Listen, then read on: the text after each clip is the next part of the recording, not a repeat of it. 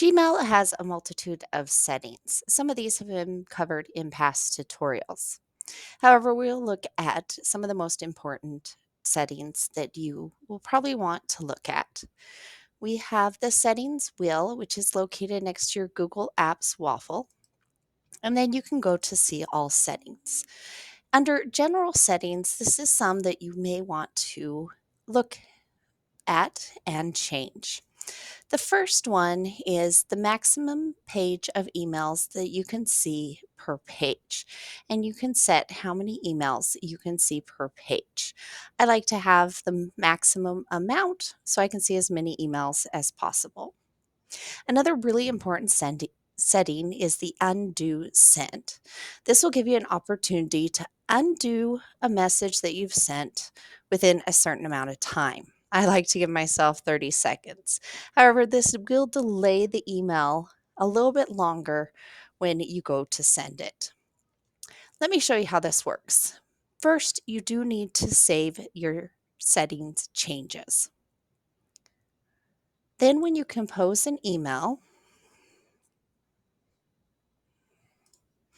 and you go to send, you will see this little pop-up box in the lower left-hand corner. At that time, you can undo or view the message.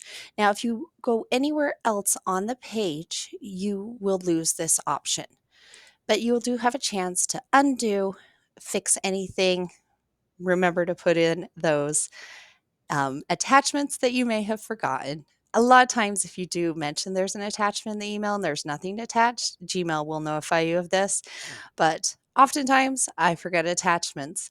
So when you click send, you have that 30 seconds, unless you go to another area within your email and then you lose that option. Let's continue with our settings. So that's a really nice one to give yourself an extra little bit of time to fix anything that might. Another really big setting is your reply versus your reply all. It's nice to set the default as reply, especially with emails that are addressed to multiple people. Oftentimes, your reply does not need to go to the majority of the people on the email and just the sender. So set your reply behavior to just reply. You will still have the option to reply all.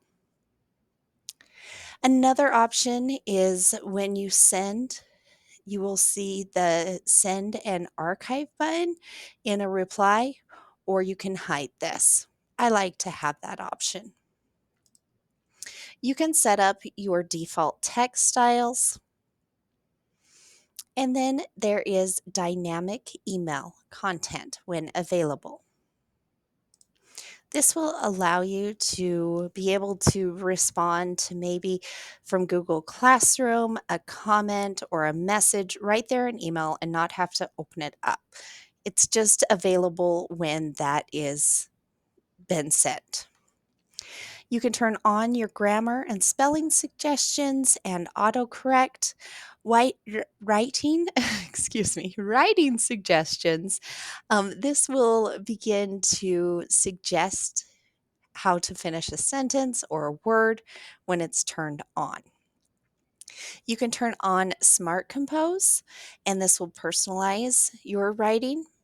Conversation view is if you want to see um, the conversation if multiple people have responded, or do you want them all individual emails?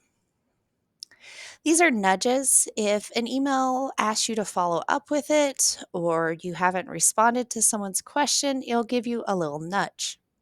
Smart Reply, when you receive an email, at the bottom, you will see little smart replies, which will give you a quick and easy way to respond to someone's email without having to type the email. Let me show you how this works. Here's an email that has Smart Reply. I can read the email and then I have some Smart Reply options. Sometimes they refer to the email itself, sometimes you do need to write your own, but you can click on them and click Send. An easy way to get through responding to emails. Let's return to the settings.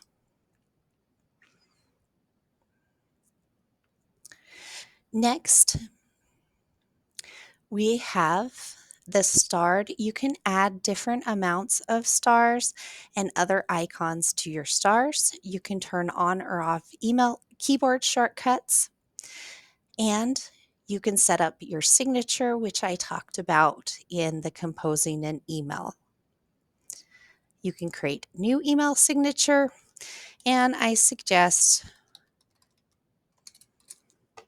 that you always have an email signature so the person you are sending the email to or responding to knows your name if you forget to include it, your school, and your contact information. And then you can also format it. You can set up a number of email signatures, and then when you compose an email, you can select which signature to send to which, and defaults, which one to use when new emails or replying. Then you can show snippets of the email in the im- of the email or no snippets. So it'll give you like the first line of an email. And finally, you can set a vacation. So maybe during summer or over a holiday, you can have it auto reply to someone that they know that you might not reply for a certain time period. Other settings we have discussed the labels and the inbox. Accounts, really the only setting in here is you may want to pull mail from another email address into this one. It will forward those emails into this inbox. We have talked about filters and blocked addresses in the filters email, and chat and meet settings are also located here, which we talked about during chat, but you can turn off your chat, manage chat, and meet settings. There are some advanced features. We have an auto advance when you're going through conversations. Do you want it to auto advance to the next conversation when you've archived a particular email or deleted it? Then you can enable templates. I'll demonstrate this in just a moment. You can also customize your keyboard shortcuts and put a little unread message icon. I'll also show you what this looks like. Make sure you have saved the changes per page that you have made. Click Save Changes. Now, once this reloads, I will have a notification up here on the tab of how many emails I have unread in my email box. Now, templates. When I compose a new email, I do now have the option to make that email a template. So if you're sending the same email to a lot of different people who don't want to put them all in one group, or maybe just changing a few things, or maybe you use this email constantly throughout the year, you can save the draft as a template, give it a name, and then when you go to create a new email, you can use that template and it'll insert that template onto this email. And then you can change what you need to and send it. You will even save the name of that template as the subject. And those are some general settings that you might want to go and look at to make your Gmail even better.